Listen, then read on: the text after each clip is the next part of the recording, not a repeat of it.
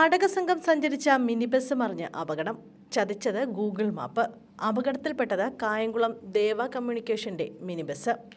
കണ്ണൂർ മലയാമ്പടിയിൽ നാടക സംഘം സഞ്ചരിച്ച മിനി ബസ് മറിഞ്ഞ് 2 സ്ത്രീകൾ മരിച്ച സംഭവത്തിൽ അപകടത്തിന് കാരണം ഗൂഗിൾ മാപ്പിന്റെ സഹായത്തോടെയുള്ള യാത്രയെന്ന് നാട്ടുകാർ.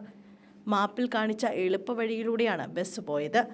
വലിയ ബസ്സുകൾക്ക് പോകാൻ സാധിക്കാത്ത ഇടുങ്ങിയ വഴിയാണ് മലയാമ്പടിയിലേത്. കുത്തനെ ഇറക്കവും വളവുകളുമുണ്ട്.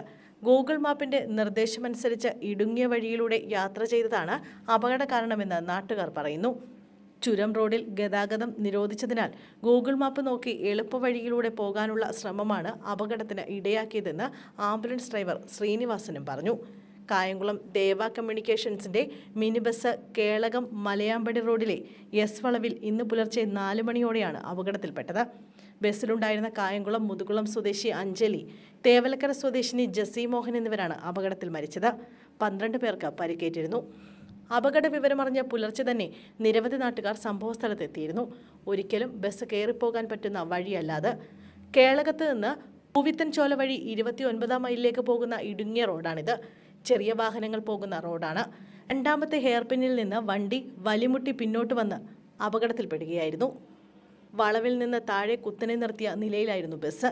കടന്നപ്പള്ളിയിലെ നാടകം കഴിഞ്ഞ് സുൽത്താൻ ബത്തേരിയിലേക്ക് പോവുകയായിരുന്ന മിനി ബസ്സാണ് അപകടത്തിൽപ്പെട്ടത്. പരിക്കേറ്റവരിൽ 7 പേരെ ചുങ്കക്കുന്ന് കമ്മില്ലസ് ആശുപത്രിയിലും 5 പേരെ കണ്ണൂരിലെ ആശുപത്രിയിലും പ്രവേശിപ്പിച്ചു. പരിക്കേറ്റവരിൽ ഒരാളുടെ നില ഗുരുതരമാണെന്നാണ് ആശുപത്രി അധികൃതർ അറിയിച്ചത്. മൃതദേഹങ്ങൾ കണ്ണൂർ ജില്ലാ ആശുപത്രിയിലേക്ക് മാറ്റി. കായംകുളം സ്വദേശികളായ ഉണ്ണി, ഉമേഷ്, സുരേഷ്, ഷിബു, എറണാകുളം സ്വദേശികളായ വിജയകുമാർ, ബിന്ദു, കല്ലുവാതുക്കൽ സ്വദേശി ചെല്ലപ്പൻ, കൊല്ലം സ്വദേശി ശ്യാം, അതിരിങ്കൽ സ്വദേശി സുഭാഷ് എന്നിവരാണ് അപകടത്തിൽപ്പെട്ടത്. കണ്ണൂരിൽ സ്വകാര്യ ആശുപത്രിയിലാണ് ഇവർ ചികിത്സയിലുള്ളത്.